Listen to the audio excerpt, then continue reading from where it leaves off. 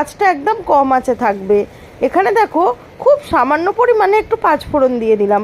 তোমরা পাঁচফোড়নের পরিবর্তে একটুখানি জিরেও দিতে পারো, গোটা জিরেও দিতে পারো। তো এখানে দেখো সবজিগুলো খুব হালকা করে সটে করে নিলাম।